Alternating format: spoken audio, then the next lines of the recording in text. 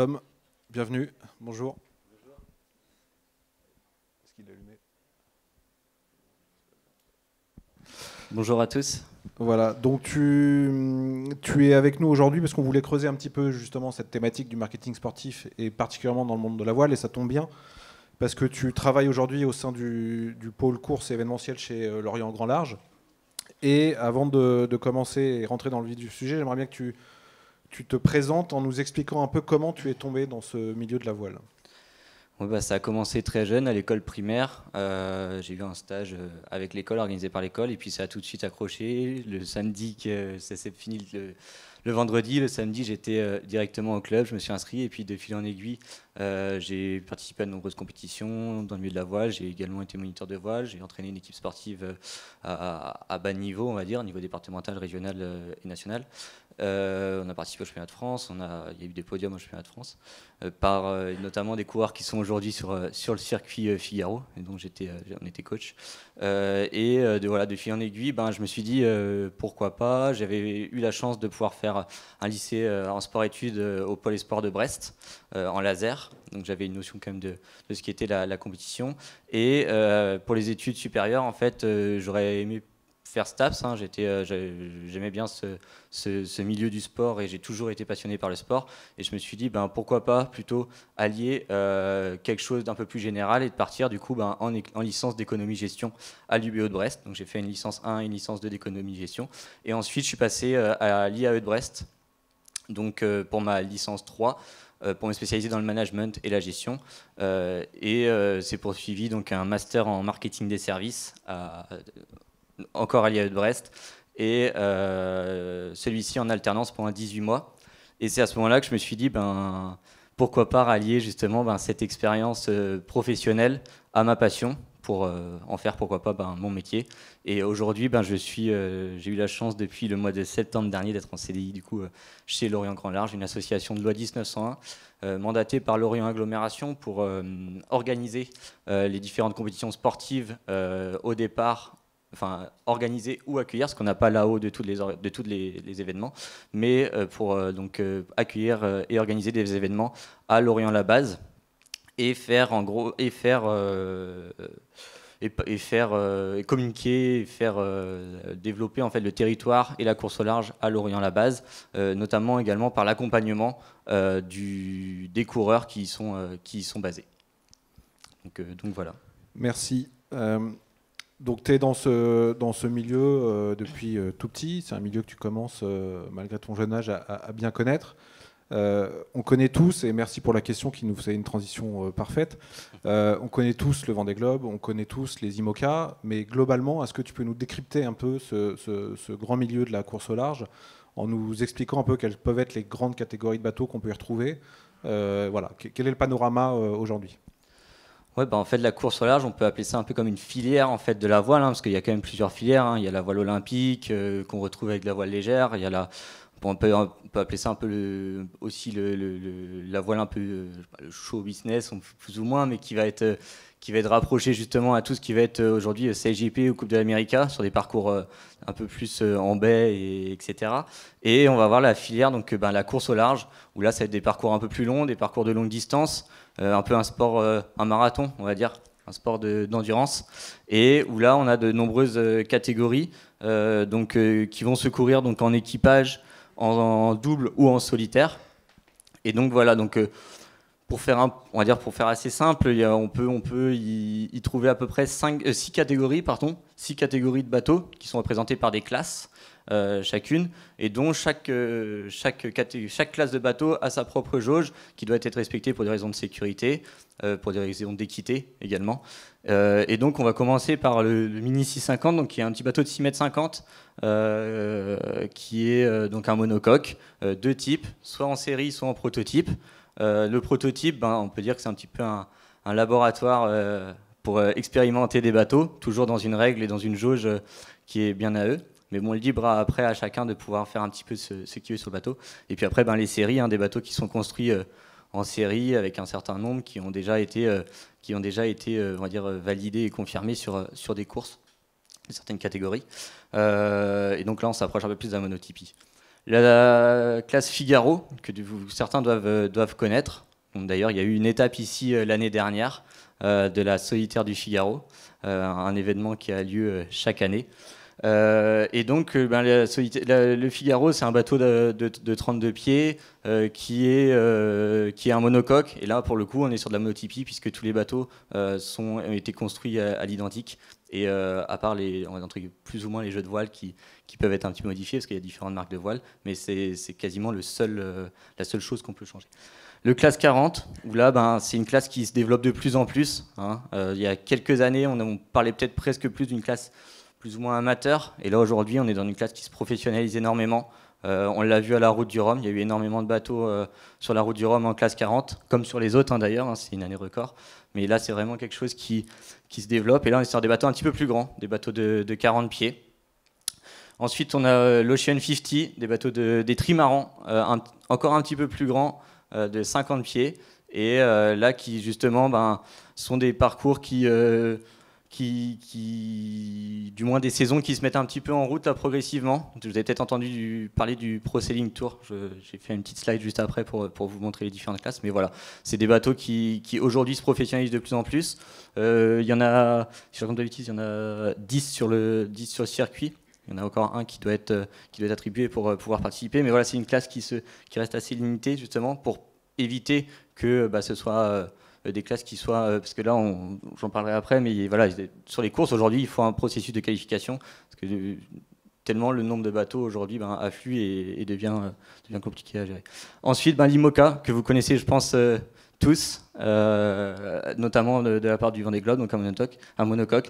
Et puis ensuite, les trimarans ultimes, qui sont les grands trimarans géants de 32 mètres de long et qui se préparent actuellement à une belle course pour le début d'année prochaine.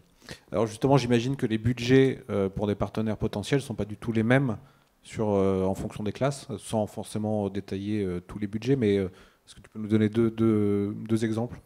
Ouais, c'est ça. En fait, on est vraiment sur on va dire, le Mini 50, on est vraiment sur des petits budgets, hein, puisque typiquement les bateaux vont être sur des coûts approximatifs sur les bateaux de série. On va être sur des bateaux neufs à peu près aux alentours entre 120 et 150 000 euros à peu près, légèrement plus pour les derniers qui viennent de sortir. Mais voilà, à ça, il faut ajouter un budget de fonctionnement. Ces budgets de fonctionnement sont à peu près réalisés sur 2 ans, puisque on peut peut-être mettre la petite slide juste après. Voilà, donc pour parler juste, c'est la Mini Transat, c'est des projets qui sont à peu près sur 2 ans. Donc voilà, donc c'est des projets de 2 ans où le skipper reste amateur. La plupart du temps, c'est rare qu'il devienne professionnel pendant ces 2 ans. C'est souvent des projets un petit peu d'une vie.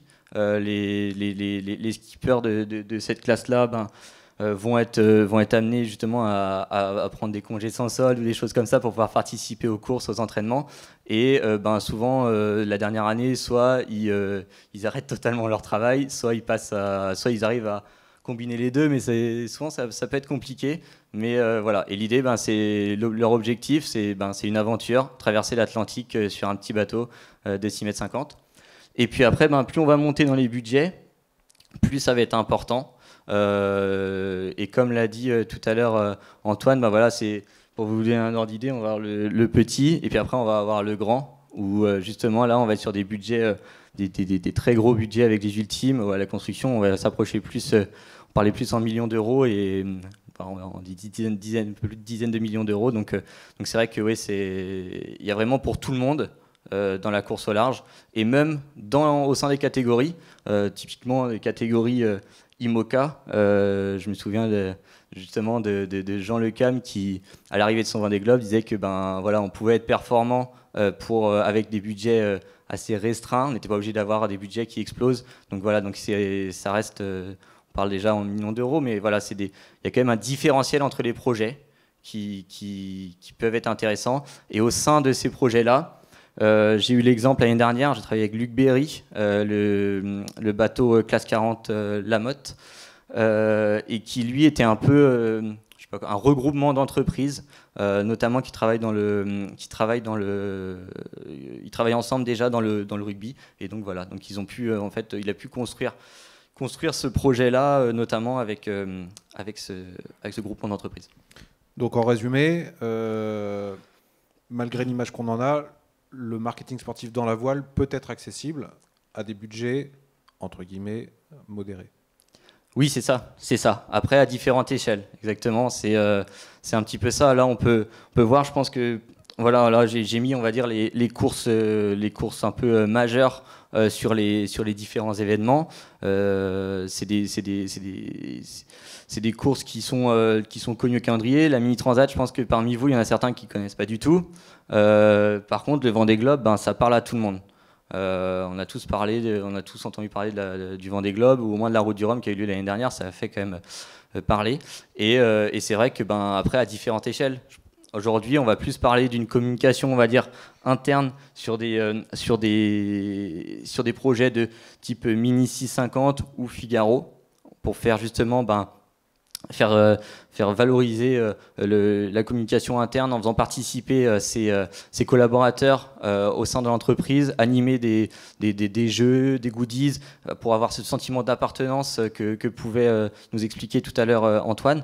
Et après, ben, plus on va monter dans les projets, après, voilà, libre à chacun aussi, ces projets-là peuvent servir donc, de valorisation d'image pour l'entreprise, mais et également de communication autour de ceci sur les réseaux.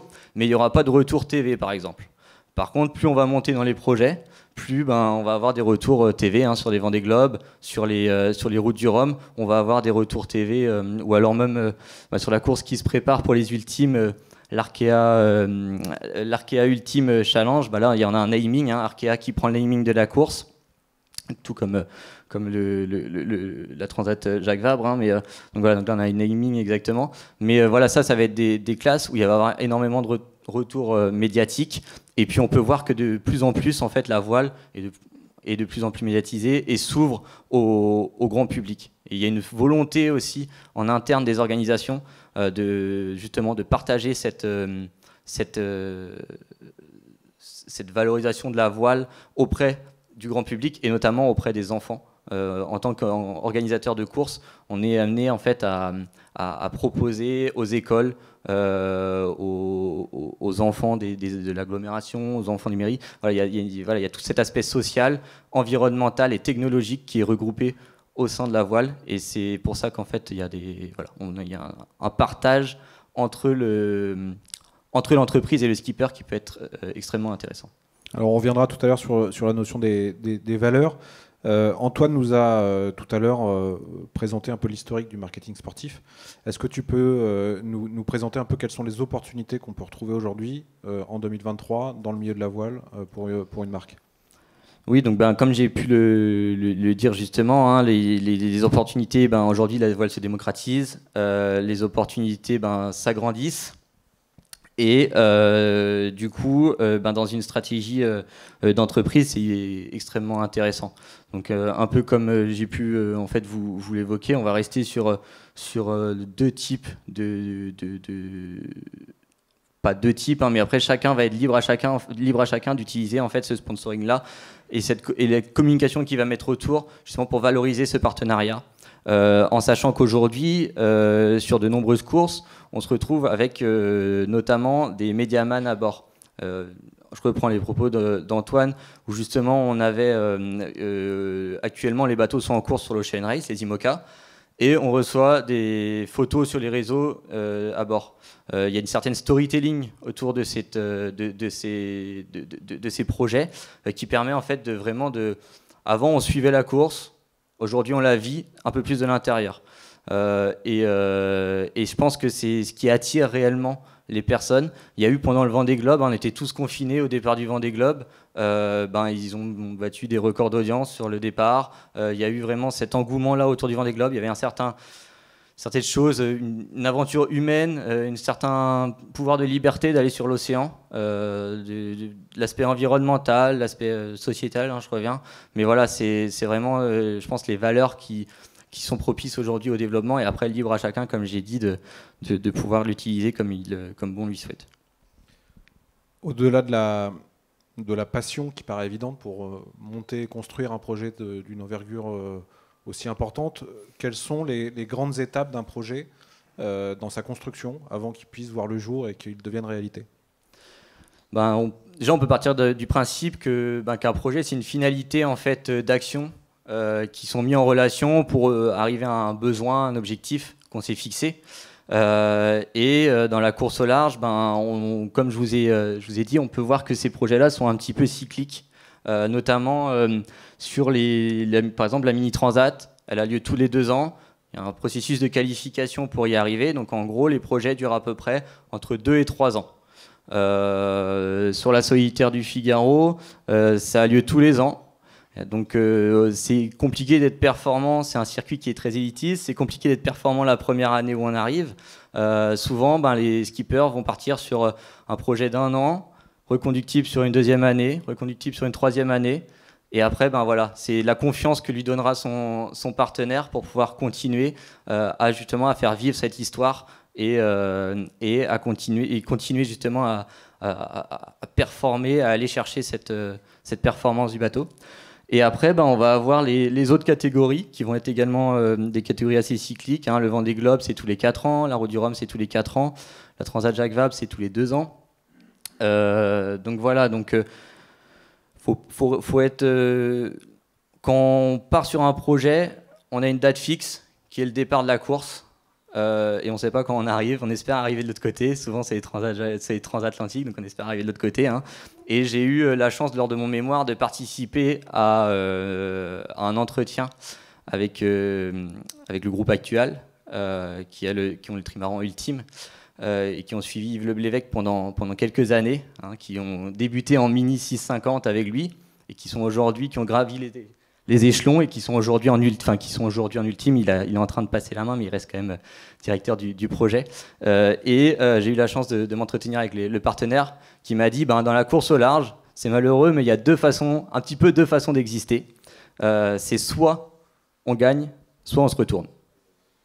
Voilà. Donc j'ai trouvé ça plutôt marrant, et il n'a pas totalement tort, parce que quand arrive entre guillemets une catastrophe, ça fait parler. C'est pas forcément toujours marrant, mais et c'est pas toujours forcément de la bonne communication. Mais voilà, c'est deux façons de faire parler. Et donc dans un projet, on va pouvoir passer à la slide suivante. On a donc le projet part d'une idée, comme dans une entreprise exactement. On identifie un cadrage de cette idée. S'ensuit donc la planification du projet avec la date butoir qui va être le départ et l'objectif de la course. Et pendant tout le reste du processus, va falloir aller trouver des sponsors, parce que mine de rien, l'aspect financier, l'apport comment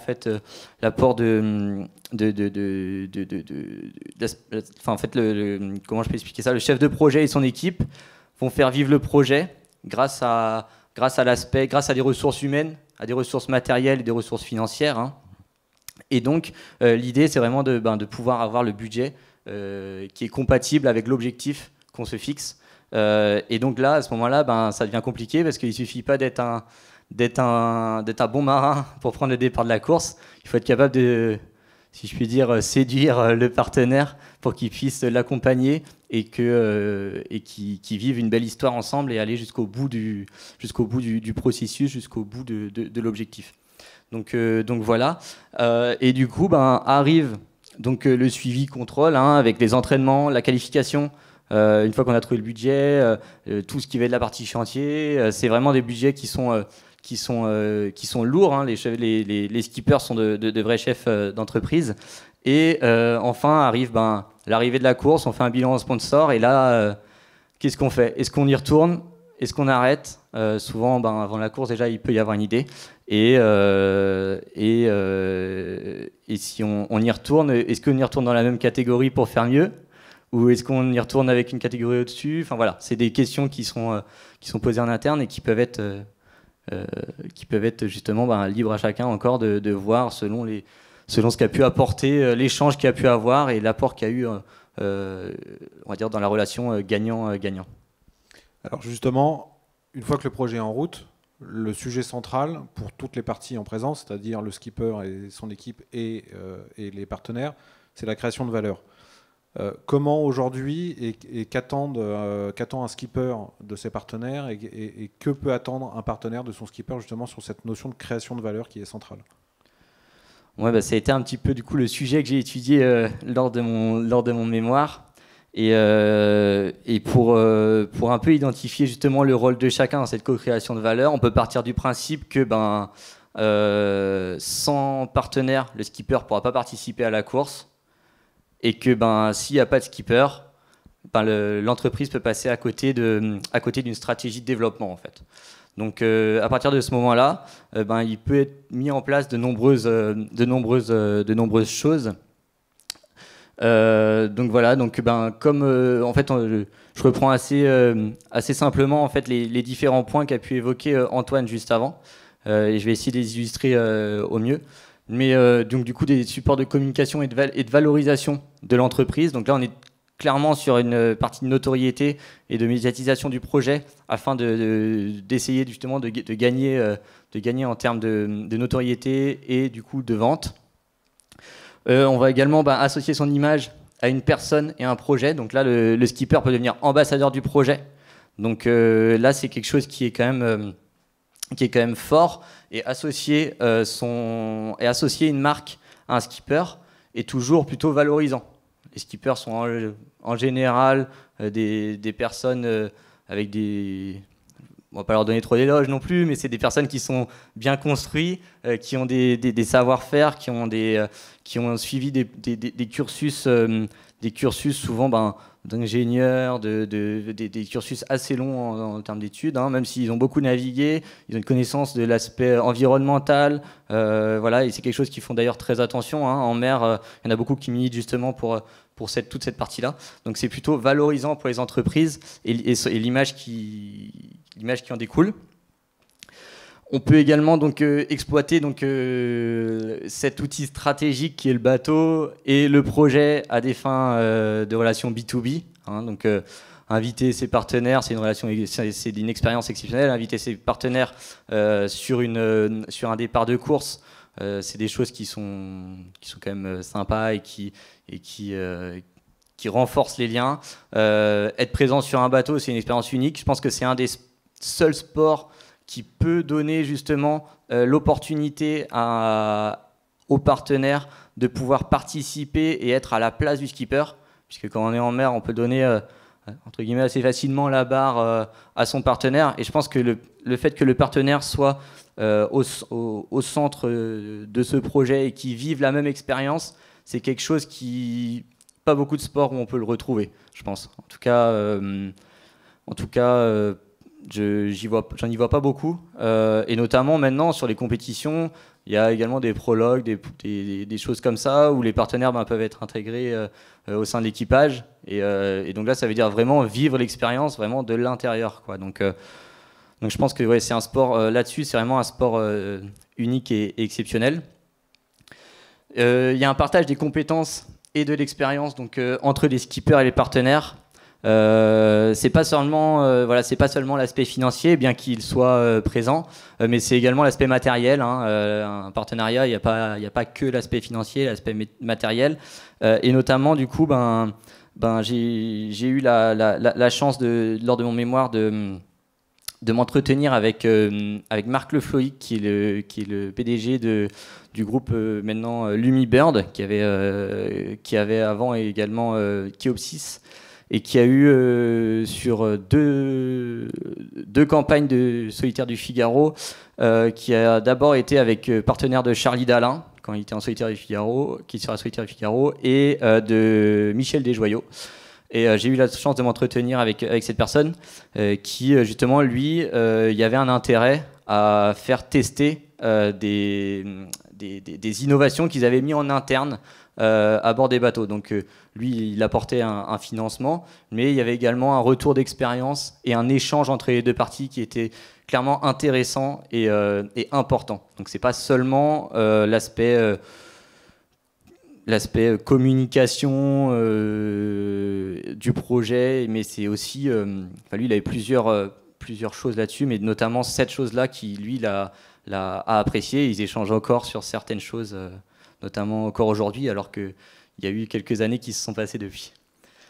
Et enfin, un partenariat, ça sert à stimuler, fédérer les équipes en interne pour faciliter le développement de l'entreprise, et favoriser donc la production. J'entends par là c'est offrir aux employés un cadre extra-professionnel où on peut se retrouver, où on peut partager un moment avec des valeurs qui sont proches en fait de celles de l'entreprise, puisqu'un partenariat ne fonctionne pas sans des valeurs communes à minima, parce que sinon il y a la crédibilité, elle ne peut pas être présente en termes de partage et de valorisation justement de ce partenariat.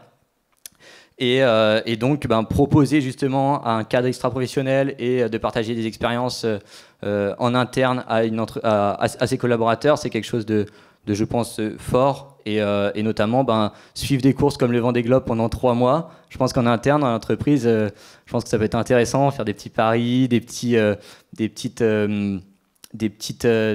voilà, même on a parlé de virtual regatta, mais c'est vrai qu'aujourd'hui même là-dessus il y a des entreprises qui se créent des équipes et qui font des compétitions en interne. Voilà, ça reste un sport qui est riche et qui cherche encore, je pense, à être développé sur des opportunités et des valorisations de partenariats de ce type en interne. Et cela, en fait, améliore la performance et déclenche un sentiment améliore la performance au sein de l'entreprise entre les acteurs, et également déclenche un sentiment d'appartenance. Et ça, je pense que c'est voir le logo de son entreprise sur un bateau et être affilié donc par des t-shirts, des goodies à ça. Je pense que pour un salarié, c'est une belle reconnaissance également. Alors moi, ce qui a retenu mon attention quand on a préparé cette matinée, c'est que dans les 5 points que tu viens de nous citer, il y a un élément commun, c'est l'humain.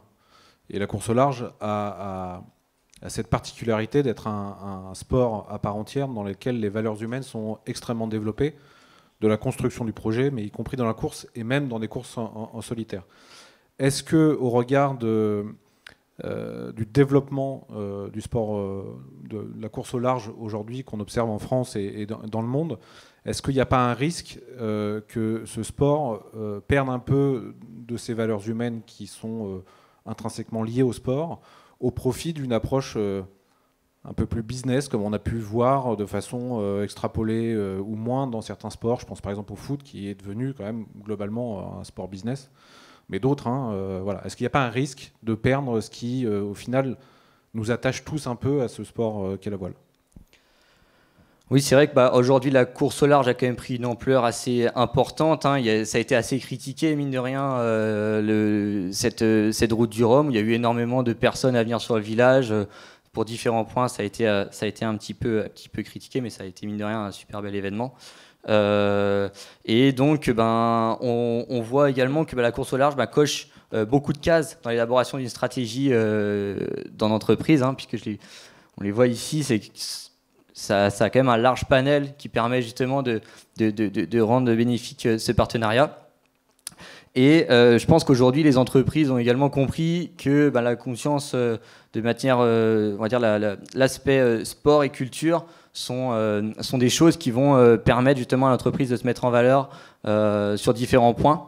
Et la voile, justement, elle vient un peu plus loin, je pense, dans cette idée-là, puisqu'elle va allier l'aspect sociétal, l'aspect environnemental et l'aspect technologique, qui aujourd'hui cochent en fait les grandes lignes on va dire, de l'actualité, de ce que recherchent les différentes cibles. Et donc du coup, lors de mon mémoire, j'ai eu la chance d'échanger donc du coup avec des partenaires et des skippers, et tous étaient d'accord pour dire que c'est vrai que l'aspect humain prend vraiment il y a un moment fort de cette collaboration. C'est quelque chose qui revient énormément, l'aspect humain. Et ils étaient tous d'accord pour dire qu'en fait, il s'agissait d'un projet de course au large, il s'agissait d'une histoire d'homme à homme, au-delà de l'aspect financier qui est présent. Et donc, oui, en effet, pour faire fonctionner ce projet, pour qu'il mûrisse et pour qu'il soit vraiment réaliste et pertinent et crédible auprès du grand public, il faut qu'il y ait cette alchimie entre l'entreprise et le skipper. Sinon, le skipper ne pourra pas aller plus loin. Il va donner une image de l'entreprise qui ne sera pas forcément la bonne. Et à l'inverse, ben, l'entreprise, s'il n'y a pas ce côté-là, ben, l'entreprise ne va pas pouvoir non plus communiquer sur le skipper qui ne sera pas en relation avec sa stratégie générale. Donc vraiment, il faut qu'il y ait une alchimie entre les deux. Et donc, ben, ça peut m'amener un petit peu à me poser la question, du coup, de savoir justement jusqu'où vont être capables d'aller les skippers pour pouvoir courir les courses. Est-ce qu'ils seront capables justement d'aller de faire en fait d'aller à l'encontre de certaines valeurs pour pouvoir courir des courses? Et à l'inverse, est-ce que les entreprises vont être prêtes à financer des projets qui ne sont pas forcément cohérentes avec leur stratégie immédiate. Donc c'est vrai que ça va être un compromis à trouver, je pense. Et on parlait tout à l'heure de l'exemple Primagaz. Est-ce qu'aujourd'hui, Total ou Primagaz serait capable en tout cas un skipper serait capable d'aller pour dire bah oui, on y va, on signe, je veux faire le Vendée Globe sous les couleurs de Primagaz ou Total Énergie. Voilà, c'est assez complexe. C'est un sujet qui est, je pense, intéressant à développer. J'ai pas les réponses et les clés justement pour pouvoir aller plus loin dans cette expertise. Mais on sait que les skippers sont des personnes qui sont attachées à leurs valeurs. Notamment, je reviens, mais notamment la partie environnementale qui est quelque chose de très fort pour eux, bien qu'ils courent sur des bateaux en carbone, sur des océans, et bien qu'il arrive certaines choses. Aujourd'hui, il y a une réelle volonté des classes et des skippers pour justement changer ce visage et d'aller plus vers l'avant. Je pense notamment à la classe IMOCA qui met en place j'ai plus le nom exact, mais des quotas en gros à bord des bateaux, d'éléments qui sont fabriqués avec des matériaux propres ou renouvelables, recyclés, voilà exactement. Ils ont fait une étude et ils sont en cours d'étude également sur des bateaux neufs, savoir combien en fait cela produit de déchets. Voilà, il y a vraiment cette volonté d'aller plus loin dans la course au large. On voit des bateaux qui sont construits avec des matériaux plus responsables. Voilà, il y a cette volonté d'aller plus loin, mais de là à dire est-ce que on va réussir à casser les codes pour aller plus loin dans le business, je sais pas. Et à savoir aussi, on a vu que pendant ces dernières années, il y a eu une grosse évolution médiatique autour de la voile. Est-ce que celle-ci va continuer ou est-ce que celle-ci va s'essouffler?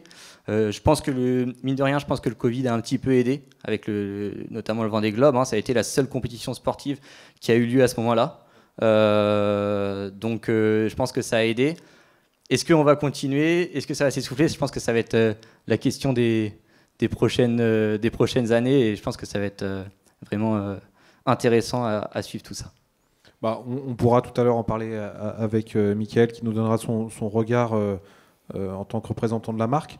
J'ai une dernière question que je voulais te poser, toi qui justement viens d'une génération digitale native. Tu as toujours vécu avec le digital et on l'a vu, on l'a évoqué à plusieurs reprises, le digital a fait bouger beaucoup de choses. Moi j'ai la sensation qu'il y a encore quelques années, une course au large, on la suivait globalement par les moyens de communication qu'on avait à notre disposition. Aujourd'hui, j'ai encore cette sensation qu'on peut presque la vivre. On parlait de Virtual Regatta, on parle de capsules vidéo qu'on peut voir presque instantanément. Moi, quand j'étais enfant, j'habitais à Paris, j'allais au PC Course, on écoutait les vacations le soir, c'était que de la radio, il n'y avait pas d'image, enfin voilà, c'était vraiment autre chose. Qu'est-ce que pour toi le digital peut encore apporter ou a apporté récemment justement pour faire vivre cette expérience? Moi, je pense qu'on a un petit peu résumé déjà un petit peu tout ça, mais c'est vrai que je vais peut-être me répéter un peu, mais c'est vrai que l'expérience, aujourd'hui on prend le téléphone, on tape, on va sur YouTube, on va sur les réseaux, on tape le nom d'un bateau, le nom d'un skipper, tout de suite on a des photos, des vidéos qui apparaissent. Pour les partenaires, c'est quand même quelque chose de génial de pouvoir communiquer sur un bateau qui est on va dire au point Nemo, le point le plus reculé de toute habitation, et de pouvoir communiquer en direct des images du passage du Cap Horn, des images, quand même des images exceptionnelles. C'est aujourd'hui on prend un cliché à bord d'un bateau et on peut l'envoyer. C'est quand même quelque chose qui est assez incroyable. C'était pas, même si ça coûte cher, toute cette communication coûte un budget, ça coûte cher, mais aujourd'hui, il y a la capacité de pouvoir le faire, et cela, ben, pour des personnes qui sont prêts justement à aller un petit peu plus loin dans cette valorisation de l'image, dans cette storytelling au final, hein, ben, il y a ce côté-là qui est quand même hyper intéressant, de faire vivre l'expérience et l'aventure d'un homme à bord d'un bateau. Quand on intervient auprès d'enfants, c'est vrai que les questions sont un petit peu bêtes, hein, mais c'est comment se passe la vie à bord, est-ce qu'il y a des douches, est-ce qu'il y a des toilettes, qu'est-ce qu'on mange? Et ben tout ça, je pense qu'il n'y a pas que les enfants qui se la posent. Je pense qu'il y a beaucoup de personnes. Et ben en effet, à travers ces capsules vidéo, à travers ces images, à travers ces projets, ben, on peut réussir justement à comprendre un petit peu une vie un peu parallèle à la nôtre au final, puisque quand on part trois mois en mer en solitaire, c'est pas quelque chose de facile, c'est pas quelque chose d'anodin. On se prépare, hein, bien sûr, mais je pense que quand les skippers, enfin Jean et Eric seront plus à même d'en parler, mais quand on rentre, je pense que revoir du monde, je pense que ça fait bizarre. Mais et pouvoir le faire vivre de l'intérieur, vivre ce qu'on ressent, vivre les difficultés qu'on a, notre quotidien à bord. Je pense que déjà pour les partenaires, c'est quelque chose d'hyper important, voilà, de communiquer à travers ça. Et pour les skippers, je pense qu'aussi c'est quelque chose de très important parce qu'au final ils peuvent partager leur expérience, ce qui n'était pas forcément le cas jusqu'à présent. Après il y a encore des courses où on peut pas partager ces choses-là. Je pense notamment à la mini transat, hein, c'est traverser l'Atlantique sans moyen de communication, donc ça veut dire que on a tout ce qu'il faut à bord pour recevoir la météo et approximativement faire son parcours sur une carte avec un crayon, et puis les éléments de sécurité, et puis après le reste, on fait avec ce qu'on a, et on prend un petit appareil photo, on enregistre tout, et puis après on fait un retour d'expérience, mais après, et c'est pas en direct. Et ça c'est quelque chose qui est voilà, il y a vraiment pour tout le monde en fait dans la course à large. Il y en a vraiment pour tout le monde, et je pense que je ne sais pas si ce sera amené encore à évoluer un peu plus, mais les qualités des photos, j'ai un ami qui est caméraman à bord de Holcim PRB, et c'est vrai que la qualité des photos, ce qu'ils peuvent vivre à bord, nous la faire transmettre, nous la faire partager, et je trouve ça quand même quelque chose d'exceptionnel. Je ne sais pas si les réseaux sociaux seront amenés à évoluer encore un peu plus, mais en tout cas pour des partenaires, je trouve ça juste incroyable. Donc en substance, le marin, en fait, il doit être chef d'entreprise, marin évidemment, caméraman, réalisateur, photographe, communicant, manager. Ça commence à faire beaucoup, mais ça permet aujourd'hui de faire vivre des expériences incroyables. Ouais, c'est ça, exactement. C'est des personnes qui sont, comme je disais tout à l'heure, hein, c'est des têtes bien construites et qui ont quand même, mine de rien, un nombre de casquettes incalculable, puisque il faut être capable de savoir tout faire en fait, tout faire. Merci. On va peut-être voir s'il y a quelques petites questions. Oui, il y en a.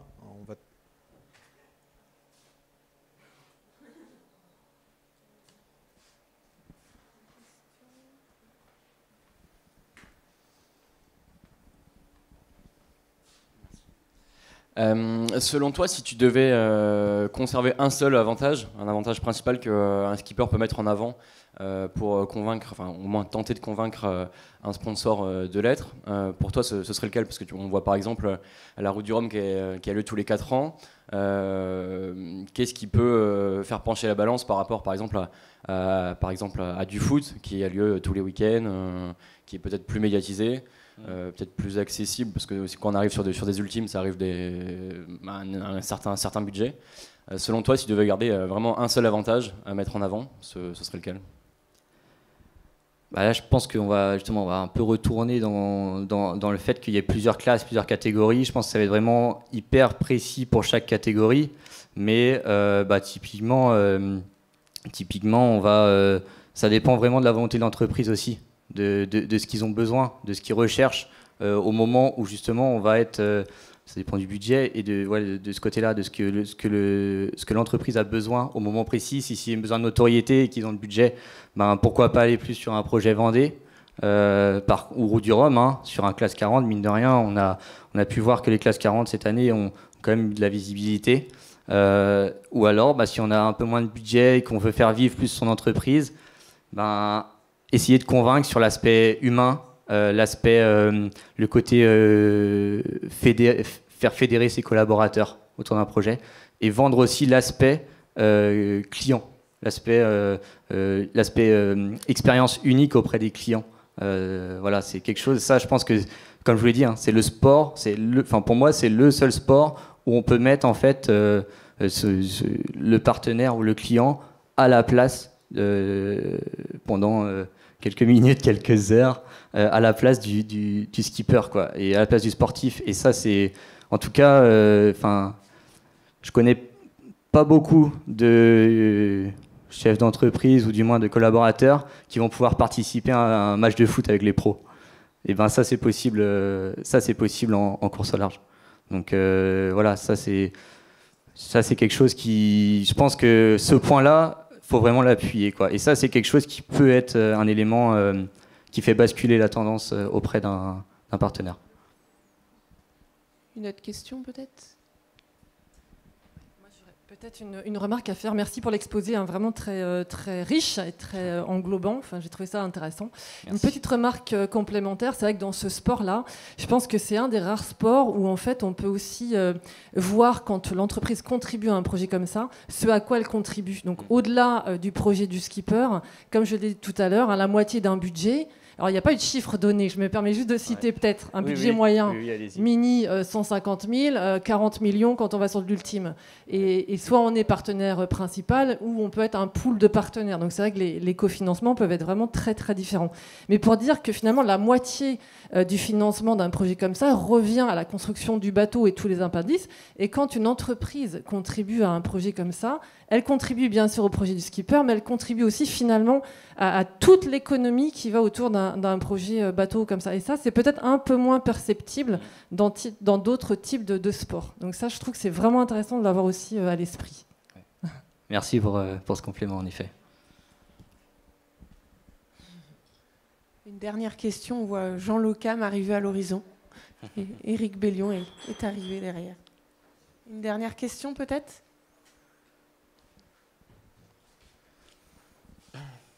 Je voulais juste, très belle présentation, Tom. Je voulais juste rajouter une petite chose. Tu as parlé à un moment donné des résultats qui ont plus ou moins de retombées médias. Je dirais simplement qu'il ne faut jamais baser un projet de sponsoring sportif sur des résultats. Tout peut arriver en course. Vous devez monter votre projet de sponsoring sportif avant le départ de la course. Vos relations publiques, votre communication, votre relation avec les médias. Tout ce que vous devez faire, vous devez le faire avant le départ. Tout ce qui peut arriver pendant la course, ou plutôt à l'arrivée de la course, c'est la cerise sur le gâteau. J'ai eu la chance de travailler avec un très grand directeur de la communication, celui d'Elf Aquitaine. Oui, c'était pas Total à l'époque, mais c'était Elf Aquitaine qui était très présent dans le monde de la voile et qui disait « Vous devez absolument tout faire avant le départ ». Quand je dis le départ, c'est la minute du départ. C'est-à-dire que quand vous emmenez des gens, effectivement, et Tom le disait très bien, emmener des gens, des clients, des salariés à un départ de course, mais c'est une aventure. Ça peut même tourner parfois à l'aventure s'il y a un peu de mer et un peu de vent. Mais c'est une expérience inoubliable. Et c'est à ce moment-là que vous devez faire votre projet fonctionne. C'est pas en fonction du résultat de la course, parce que comme il l'a dit, parfois les bateaux se retournent ou chavirent, perdent leur quille. C'est terrible à dire, mais ça peut aussi arriver. Donc ne basez absolument pas un projet de marketing sportif sur le résultat de ce que vous voulez soutenir. Voilà, c'était juste une petite remarque. Merci. Merci. S'il n'y a plus de questions, on va enchaîner sur la troisième et dernière partie de la matinée. Eh bien, on y va. Merci. Merci Tom.